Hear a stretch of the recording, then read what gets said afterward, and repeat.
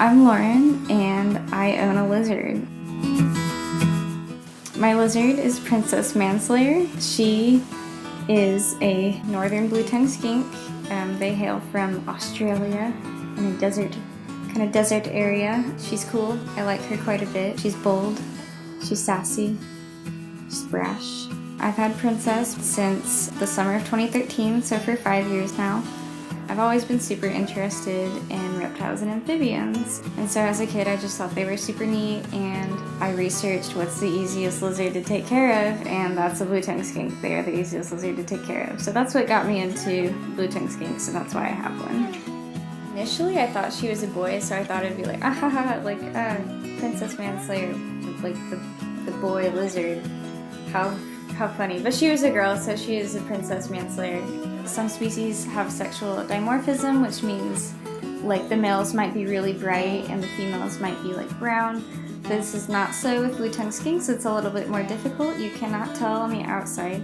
So basically you have to look at their cloaca, which is their little pee slot basically, and the males have two called hemipenes in there, and sometimes when they are pooping they will come out.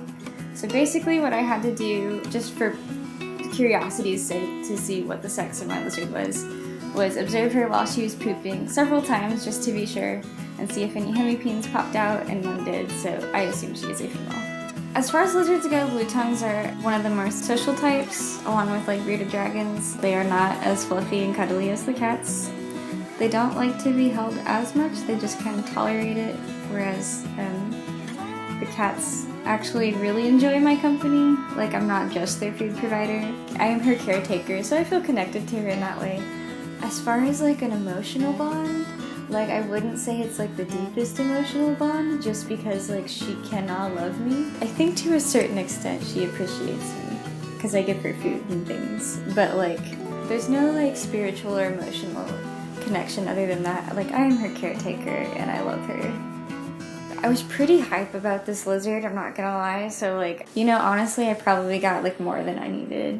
But yeah, I mean, I got her tank, I got her aspen beddings. She can burrow. They're burrowing lizards, so they like to, like when they sleep, they burrow under the aspen. Water dish, food dish, fake plants. If you can do real plants, that's super baller, like go for it. I am just not that capable.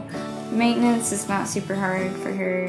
I try to spot clean her cage. She basically poops like once a week after she eats. She's not super hard to take care of.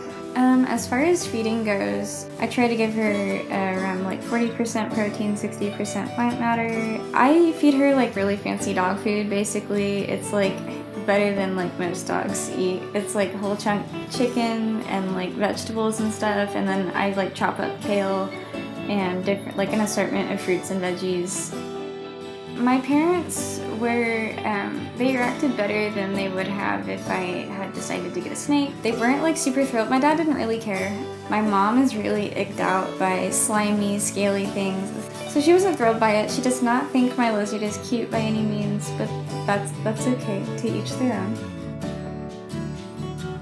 If you're wanting to get into keeping reptiles, specifically lizards, I would say start with an easygoing lizard like a bearded dragon or a blue-tongued skink, which is precisely what I did. She's a little more social. Basically what I'm saying is don't start out with like a chameleon or something. That is just an awful idea. They're so expensive and hard to take care of. To prepare for getting a lizard, definitely research the type of lizard you're going to get. There's so many different types of lizards, and they're all so different and have different needs and requirements for their care. But just know what you're getting into, you know the tank size they're going to need, know how big they're going to get if you're getting, you know, a little baby one. Know what to feed them, how often to feed them, when to feed them. So like if you're gonna get a lizard, like don't think you're getting like a dog or a cat. It's just an entirely different like pet experience. But it's a fun one, and it's worthwhile for sure.